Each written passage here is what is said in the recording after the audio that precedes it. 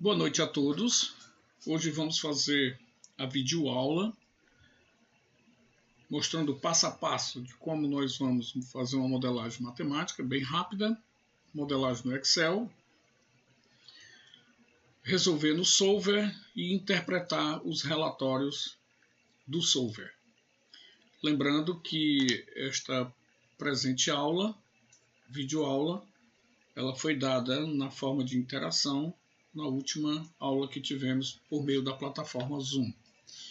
E que também temos dois vídeos aula sobre custo reduzido e preço sombra.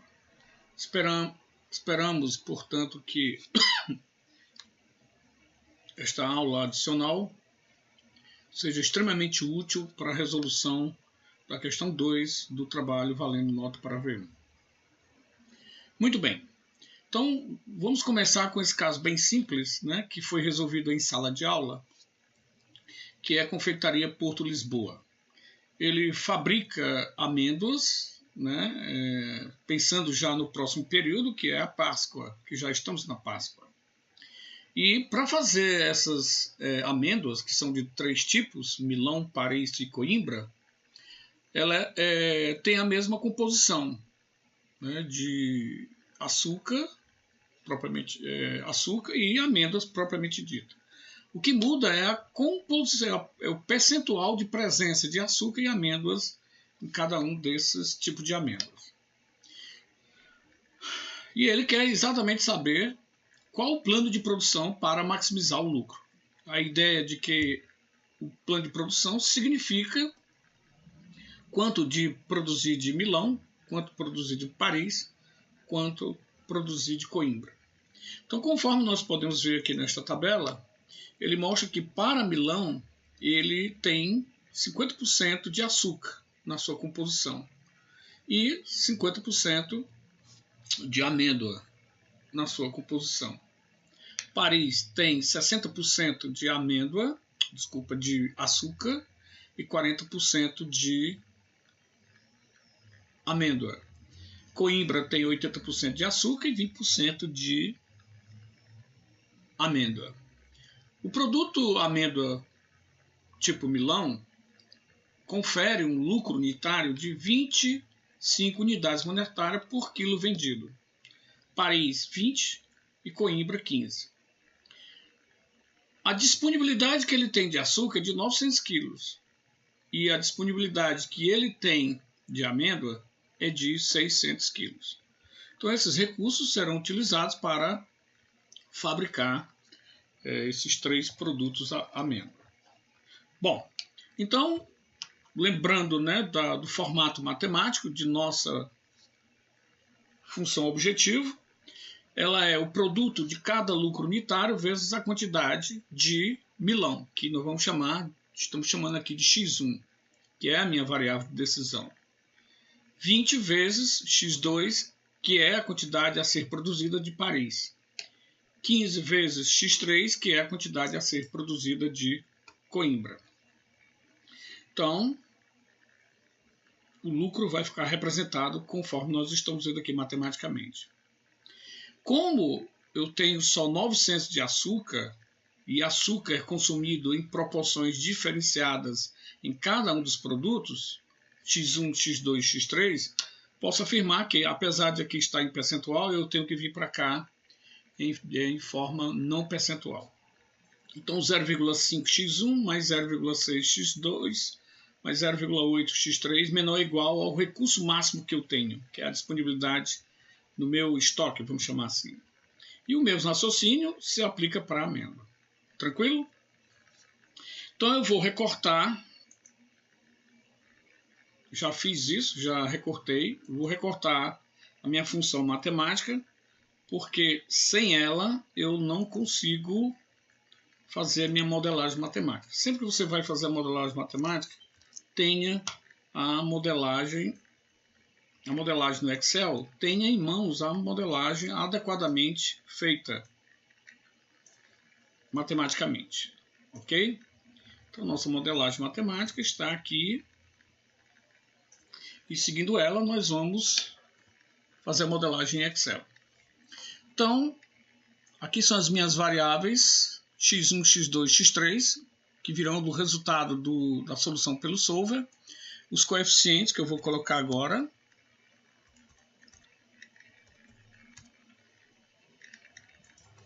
A minha função objetivo, que é exatamente, né, a soma do produto de cada unidade de lucro monetária vezes cada produto.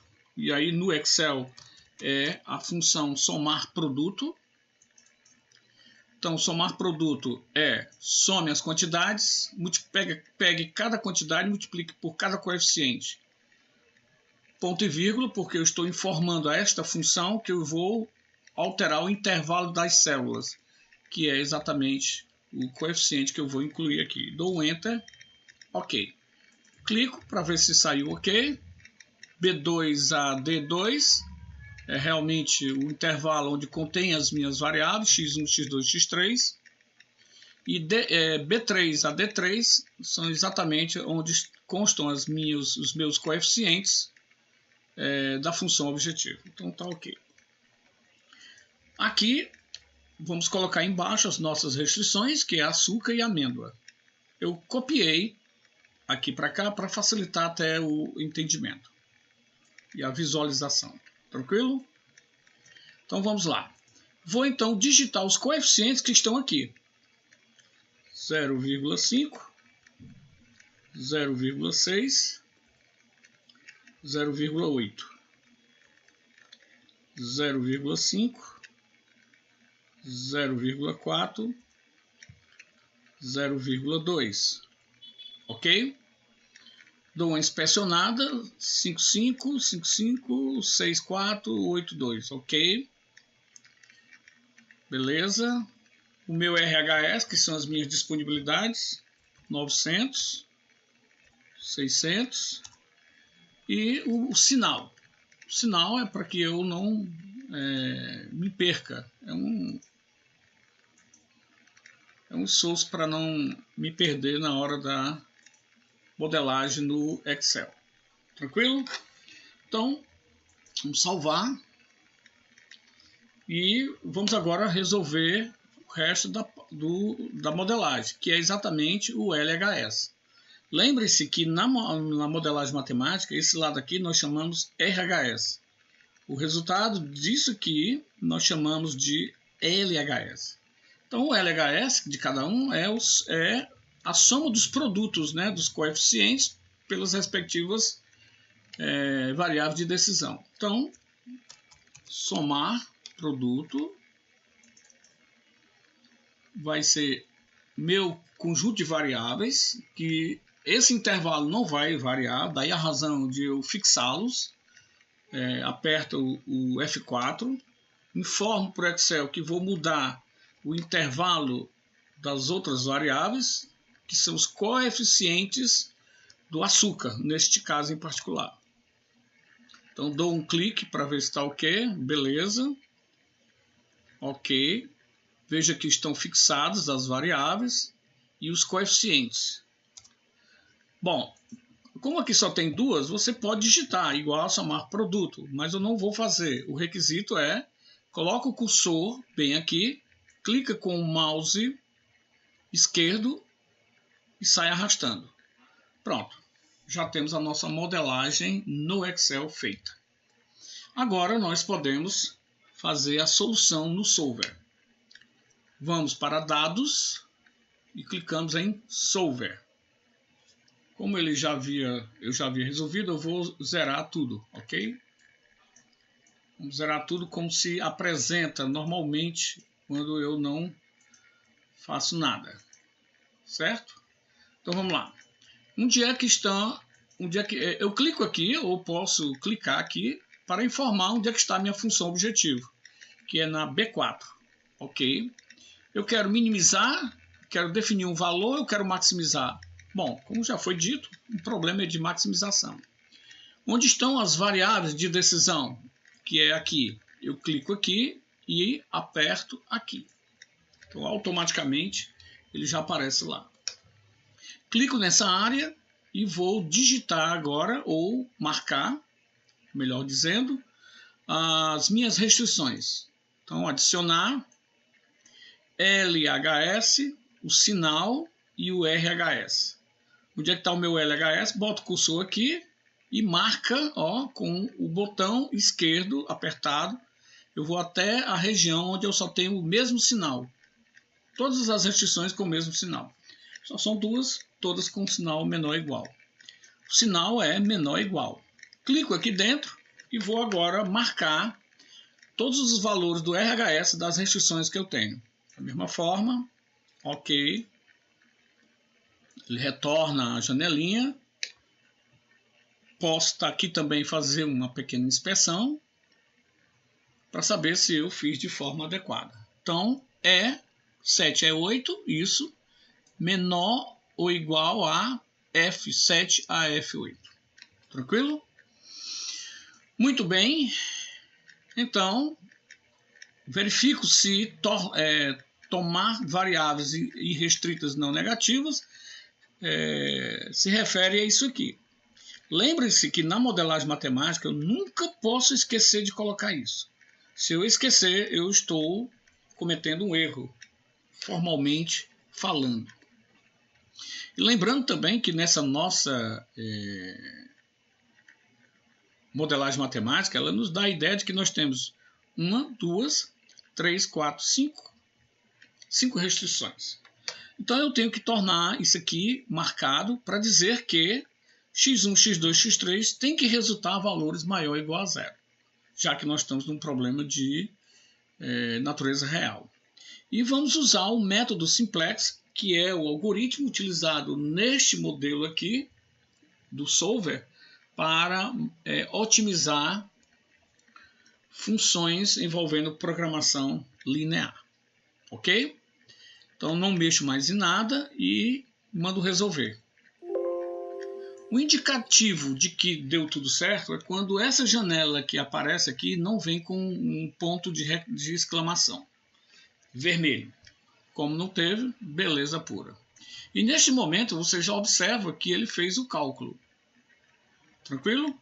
Se você mandar cancelar, ele volta o que estava antes. Então, como eu estou rodando, né, a primeira vez, então não vou cancelar, porque deu tudo ok. E aí, vamos seguir. Vou agora marcar todos os relatórios do solver que me interessam. Aqui, ó. Basta clicar em cima com o mouse, só uma vez, ok? Tudo bem, então, posso agora. Você vê que ele gerou todos os relatórios. Eu vou apenas colocar este aqui, certo? Está na ordem que nós vamos comentar sobre cada um deles, ok?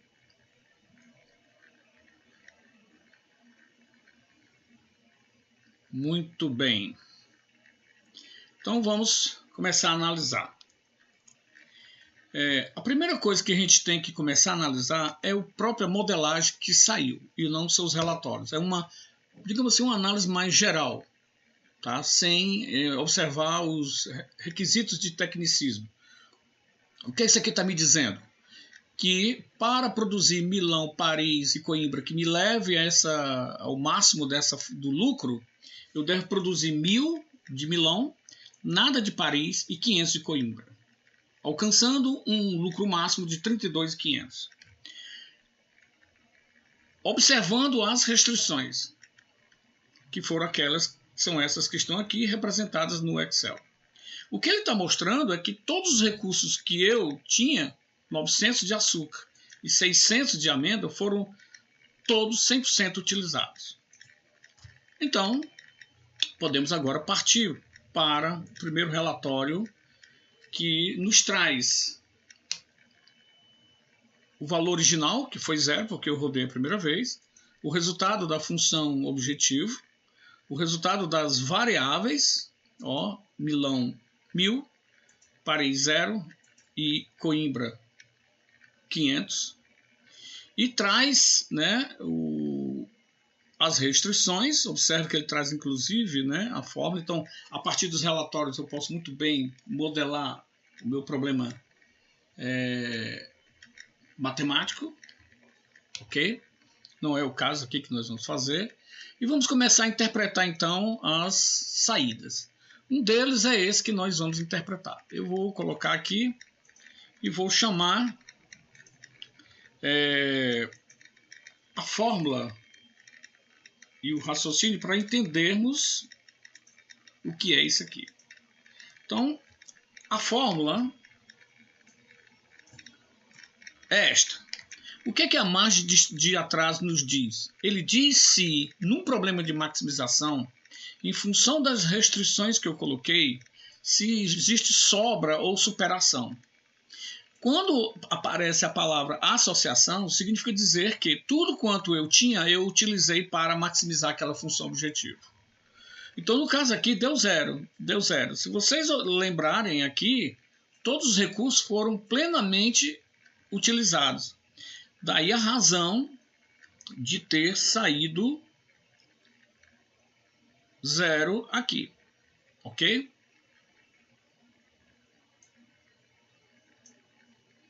Muito bem. Então, vamos jogar os dados, que eram 900, o LHS, o resultado, e 900. Então, vendo a fórmula, já que a margem de atraso é o RHS menos o LHS para aquele dado recurso, então a margem de atraso deu igual a zero. Voltando aqui, 600 e aqui 600, então vou para cá, 600 o LHS, 600 o RHS, razão porque deu zero. Então mostra, quando ele é zero, significa dizer que ele dá uma saída chamada de status associação. Quando não é não associação. Tranquilo? Então, já compreendemos, no caso específico, a interpretar o que é margem de atraso. Vamos agora para os nossos relatórios de sensibilidade. Nos nossos relatórios de sensibilidade, dois conceitos são extremamente importantes. O chamado preço sombra, eu vou aumentar só mais um pouquinho, que eu vou aqui colocar, vou sombrear, e o custo reduzido, que eu vou sombrear com uma outra cor. Tranquilo? Vamos então trazer agora os conceitos de que precisamos para interpretar esta saída. Eu vou colocar bem aqui o preço sombra, com seu respectivo conceito.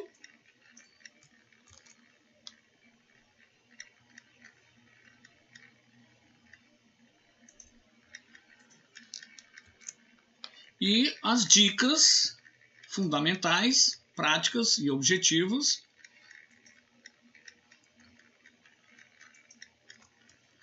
com uma explicação de um caso real. Espera só um momento. Muito bem. Então,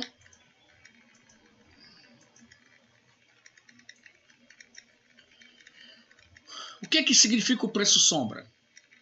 O preço sombra sempre está afeto aos recursos que eu utilizo enquanto restrições. O que ele significa? Se um determinado recurso eu aumentar em uma unidade, enquanto a minha função objetiva é melhorada. Está aqui o conceito. É exatamente o preço sombra multiplicado pela variação naquele recurso. Então, se eu sair de 900 para 901, qual foi a minha variação? 1. No caso aqui do açúcar, 1 kg. Quanto à minha função objetivo, que eu antes maximizei e deu 32.500, vai ser acrescida. Ela vai ser acrescida de 8,33 vezes a variação que eu fiz aqui. 901, de 900 para 901. Ok? Muito bem. Da mesma forma, a amêndoa, ele está dizendo que se eu sair de 600 para 601, a função objetivo vai ser melhorada por unidade em 41,6667. Tranquilo? Então, vamos lá. Antes de qualquer coisa, de você fazer uso do preço sombra e sair multiplicando pelas variações aqui, o que nós chamamos a atenção é verificar o quanto eu posso aumentar e quanto eu posso reduzir, que é a primeira dica que está aqui, tá certo? Inclusive, essas dicas estão lá no trabalho valendo nota de V1. Tranquilo? Então, o que ele diz aqui é que meu valor inicial é 900. Eu posso aumentar em até 1.500, portanto, chegar até 2.400.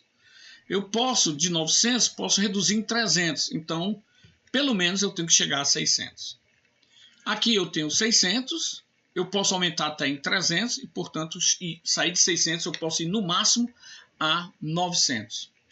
E posso reduzir em 375, ou seja, 600 menos 375. Então, minimamente, eu posso ir de 225 até 900. Então, essa diferença, 600 menos 375, é o que é o permitido reduzir. Eu posso reduzir no máximo, né, nessa intensidade. Então, o mínimo que eu tenho que ter, 225. Então, feito isso, tendo feito essa análise, vamos supor, portanto, né, que se eu realmente posso aumentar de 1.500, eu posso ir, tudo que eu falei é de 900 a 1.500, 2.400. Permitido diminuir, eu posso sair de 900 até 900 menos 300, que é 600. Portanto, o recurso açúcar, eu só posso fazer variações no RHS para poder encontrar o impacto entre 600 e 2.400. Fora desse intervalo, eu tecnicamente não posso calcular o impacto na minha função objetivo. Tudo bem? Então vamos lá. Vamos supor que o recurso açúcar saia de 900 para 1.100. Qual foi a minha variação? Tudo que eu estou fazendo aqui é seguindo esse script.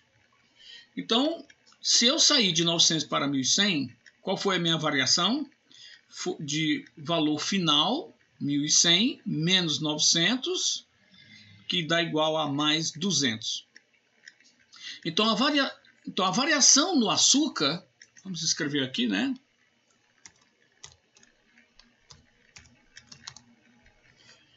Foi de mais 200. Por que mais 200? Porque, como eu falei, eu posso também fazer reduções. Então, a variação na função objetivo vai ser o valor do preço sombra com sinal positivo. Por que positivo? Porque aqui está positivo, ok? Vezes a variação no recurso açúcar. Portanto, o impacto que eu vou ter na minha função objetivo, por isso que a gente chamou de variação do FO, é de 1.666,67. Portanto, o valor final da função objetivo vai ser 32.500, que foi a solução inicial, mais esse impacto de positivo de 1.666,67. Portanto, com o aumento de 900 para 1.100, que pode ser fruto de uma condição de mercado ou fruto de uma agressividade maior dessa empresa, buscando lucros maiores, então o que nós observamos é que ele sai de 32.500 para 34.166,67. Então, se nós quisermos saber aqui quanto é que vai ser o incremento que eu vou ter, só pegar 34.166,67 e dividir por 32.500. Se você fizer o cálculo aí, dá um incremento no lucro de 5,13%. Interessante que eu saí de 900 para 1.100.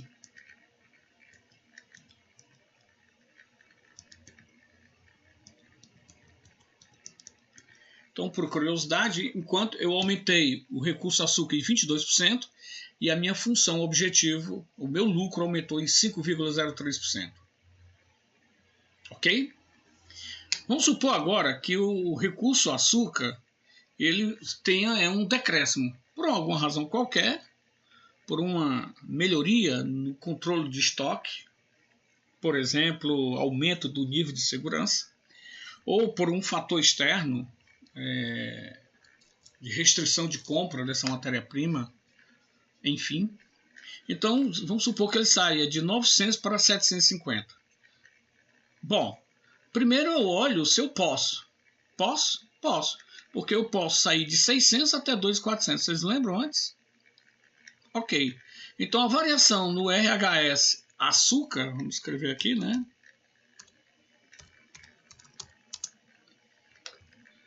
$750, que é o valor final, menos 900, dá menos 150. Então, eu pego o coeficiente da função objetivo, ok? Deixa eu aumentar um pouquinho aqui. Eu pego o coeficiente da função objetivo, que é positivo, e multiplico pela variação, que é negativo. Portanto, o impacto na função objetivo vai ser no sentido de diminuir em menos 1.000, em diminuir 1.250. Portanto, um momento, por favor.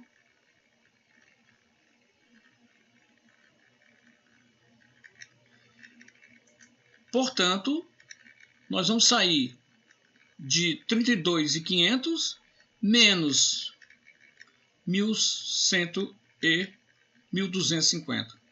E vou, portanto, para 31.250. Então, sair a redução do recurso açúcar de 900 para 750, ou seja, uma redução de 150, causou uma redução no meu lucro de 32.500 para 31.250. Tranquilo? Muito bem. Então agora nós vamos, entendido o preço sombra, que representa o quanto há de melhoria na minha função objetivo quando eu faço variações nos meus recursos, lembrando que o preço sombra pode ser positivo ou negativo. Se ele for negativo, significa dizer que ao fazer um aumento naquele recurso vai diminuir a minha função objetivo. Se eu diminuir aquele recurso, vai aumentar a minha função objetivo, porque ele é negativo. Não é o nosso caso aqui. Tranquilo? Vamos agora falar sobre custo reduzido. Antes, vamos buscar nossas dicas.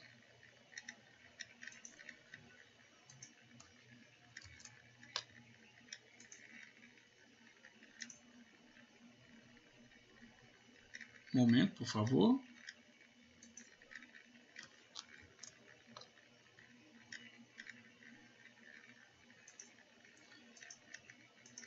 Nossa principal dica. Opa, desculpem.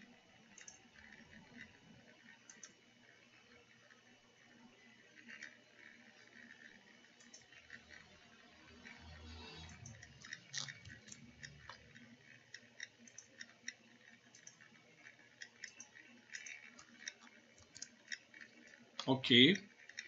E vamos agora fazer a interpretação do custo reduzido. Vocês observaram que quando o problema foi resolvido, Paris deu igual a zero, ou seja, não produzia amêndoas tipo Paris. Mas vamos supor que por uma razão de natureza estratégica, o marketing, porque em função do marketing ter nos avisado de que toda vez que os clientes compram as amêndoas da confeitaria Porto Lisboa, percebeu-se que os clientes sempre compram os 3. Então, do ponto de vista da maximização do lucro, ele está dizendo que para obter o máximo lucro, eu tenho que produzir 0. Mas estrategicamente, portanto, do ponto de vista de marketing, não é interessante eu fazer isso, porque há comportamentos de clientes que quando compram as amêndoas Paris, Milão e Coimbra, eles estão sempre comprando os 3. Então, eu tomo a decisão agora de querer produzir Paris. É aí que entra o sentido, né, do custo reduzido. Ok, você está maximizando o seu lucro. Você quer sair de 0 para um outro valor? Quero.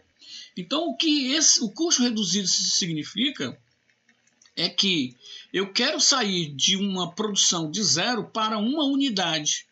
E isso vai trazer uma piora. Uma piora quer dizer uma redução. Olha só, eu estou saindo de uma quantidade 0 para a produção de uma unidade de Paris. E por fazer isso, eu vou reduzir, eu vou penalizar a minha função objetivo nesse que a gente chama de custo reduzido. Mas não é dessa intensidade. É aí que a gente vai agora saber qual é essa intensidade. Então, a regra é esta. Primeiro, sempre observar os intervalos de quanto eu posso aumentar e de quanto eu posso reduzir. Eis os coeficientes aqui. E aqui, quanto ele pode aumentar e quanto ele pode reduzir nesses coeficientes, a partir do custo reduzido. Então, vamos lá? Deixa eu apenas pegar aqui o...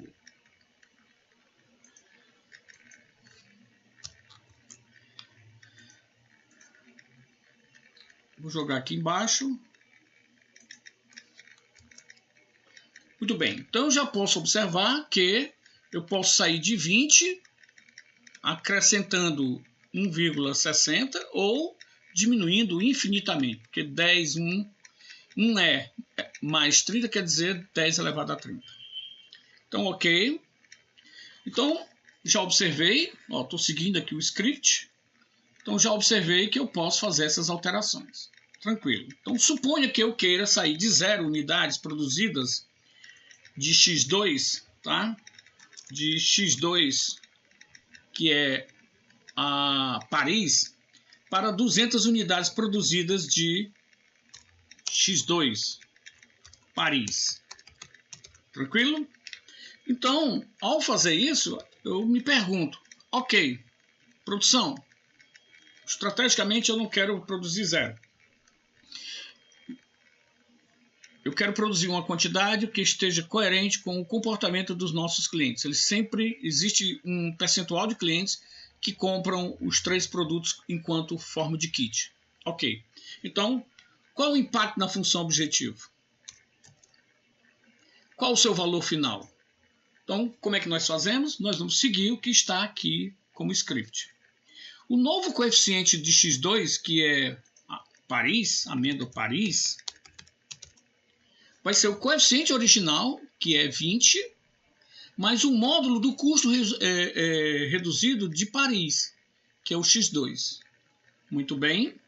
Então, o novo coeficiente vai ser 20 mais o módulo de menos 1,6667, que dá 21,66667. Então, a variação na função objetivo, seguindo aqui, o que ele nos orienta, vai ser o novo coeficiente vezes o valor desejado da variável em análise, que no caso é de quanto? Vou sair de 0 para 200. Tranquilo? Então, 21, que é o novo coeficiente, observe que os outros não vão se alterar, não vai haver alteração no coeficiente dos outros, somente naquele que deu custo reduzido diferente de 0. Observe que quando o custo reduzido é 0, é porque teve um valor encontrado. Ó, tudo bem? Então, vamos lá. Então, a variação na função objetivo vai ser 21 vezes 200, que dá 4.333. Então, isso aqui demonstra que vai ser o impacto, né, na função objetivo inicial. Mas, somando ou subtraindo, professor?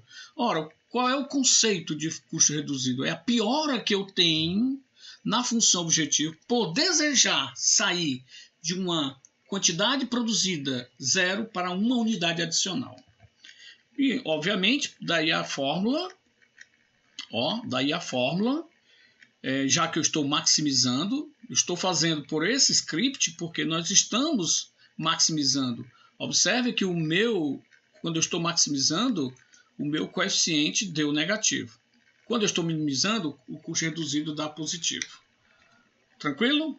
Portanto, a função objetivo vai ser o valor inicial, que é 32.500, menos o valor do impacto, 4.333,33, que dá, portanto, 28.166,67. Se seguirmos essa linha de raciocínio, você pode fazer a mesma coisa para a amêndoa. Fica aí a critério de vocês fazerem, e uma vez fazendo, vocês já podem partir para a questão 2 do nosso trabalho valendo notas de V1. Um abraço a todos e até lá.